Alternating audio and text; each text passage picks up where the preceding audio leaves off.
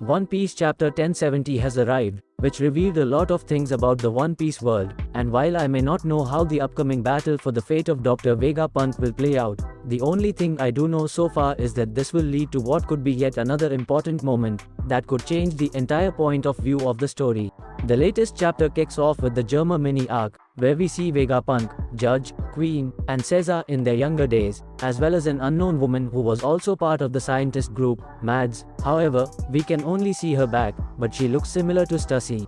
The final chapter of the year starts where the previous one left off, with Luffy apologizing to Sentomaru for distracting him when Lucy attacked. However, Sentomaru replies not to look down on him because he saw Lucy's attack coming and put up his guard, but still, he cannot withstand Lucy's attack. After that, the battle between Luffy and Lucy continues, with Luffy having the advantage in the battle because Lucy can't hit him. At the same time, when everyone was trying to be at a safe distance, Chopper was wondering what was going on when he started to spin around in a cartoon fashion.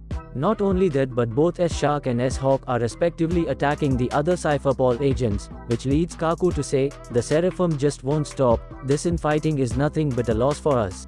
Meanwhile, at the monitor room where the other Straw Hats were along with Vegapunk, we see Frankie crying as he says, "It's that power Vegapunk, the ability the little brat Jinbei has, that's the power of the swim fruit." He says that it's the ability of his swan brother in the Don Quixote family, Senor Pink, and there are no duplicate fruits in this world. Does this mean that guy is dead? However, Vegapunk corrected him by saying that he is currently a prisoner in Impel Down, which made Frankie confused and wondered how he could possibly replicate devil fruits. Vegapunk's answer to his question was, he says that in regards to artificial devil fruits, he can only produce zone types, leaving Scissors Smile out of the discussion, which led Nami into saying that guy would be better off dead. Vegapunk also says, even with certain unusual fruits, if he have massive amounts of time and money, they can all likely be recreated. That said, awakening is as of yet unconfirmed. Vegapunk continued his statement to the Straw Hats by saying that he tried every approach he could with the Logia type, but they're difficult. However, for the Paramesha type, if he gets his hands on the lineage factor of the ability user, from that, he can produce a unique type of blood, and it turned out it can be used to confer the ability to others. That's green blood, as S-Snake and S-Bear respectively used their replicated devil fruits attacks on the intruders. Vegapunk then said, "The Seraphim are to my knowledge the pinnacle of science in the history of our oceans," which led Nami to wonder if that was why they decided to abolish the Warlord system, while the others had their reactions to them whether good or bad.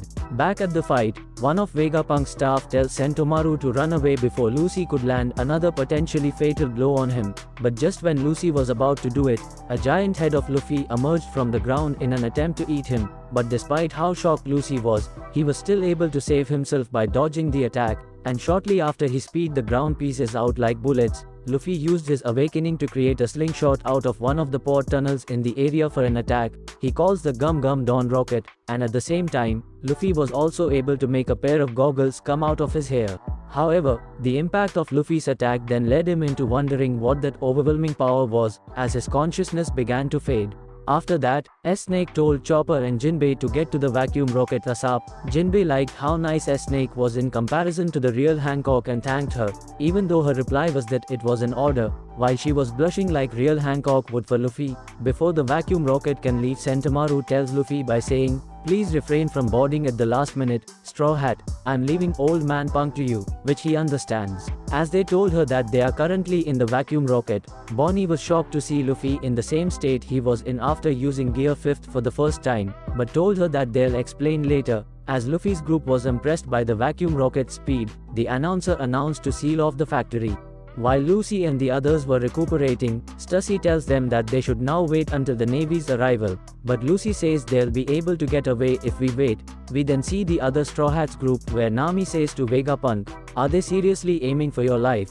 Aren't you the man with the greatest brain power in the world?" Usopp also took part in the conversation and said, "But if they think he'll become a threat to them because he's the greatest brain power in the world," after which, Vegapunk replied by saying that he doesn't plan to do that either. He then says, "The fact that you, the crew of one of the 4 emperors, came here must be some kind of fate." In an epic double spread, which is also the last page of the chapter, we see each of the Straw Hats' reaction to Vegapunk joining their crew in an effort to save himself, such as Nami and Sanji having a bit of a bad feeling about it, since bringing the smartest person in the current era on board would have some major consequences, while Frankie was so happy, he even asked him to check out the Frankie Shogun and the Sunny if he gets the chance. At the destination where Luffy's group were currently at, as they left Atlas in the care of the staff, Chopper asked Bonnie where she was going, and she replied that she still need Vegapunk's answer on turning her father back to how he was. If he keeps being an insect, then she will have no choice but to kill him, while one of them tells her that she is just taking her anger out on him. Meanwhile,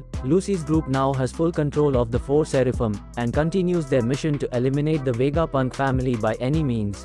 Outside of Egghead Island, we see Kizaru again, who says that the Straw Hats crew became allies with Vegapunk. Then, escape would be simple, but most likely it won't turn out like they are expecting. He also ordered to send as many warships as possible toward Egghead, thus ending the chapter with a break next week.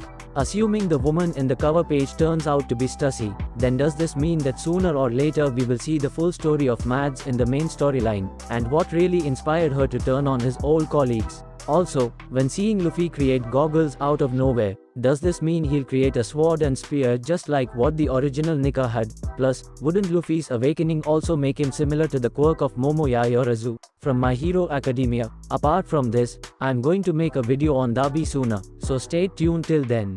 Back to the One Piece, as I do believe that Luffy and the others may have a better chance of facing Kizaru, I still think it would be foolish to take him lightly, now that we know he is not going there alone. So for now, the only real chance for the Straw Hats to save Vegapunk with or without facing Kizaru is for either Kuma and Dragon to show up at the last minute, or Vegapunk reveals a special trump card that could at least hold an admiral long enough for them to escape, or they stand their ground and face Kizaru's fleet with or without any reinforcements.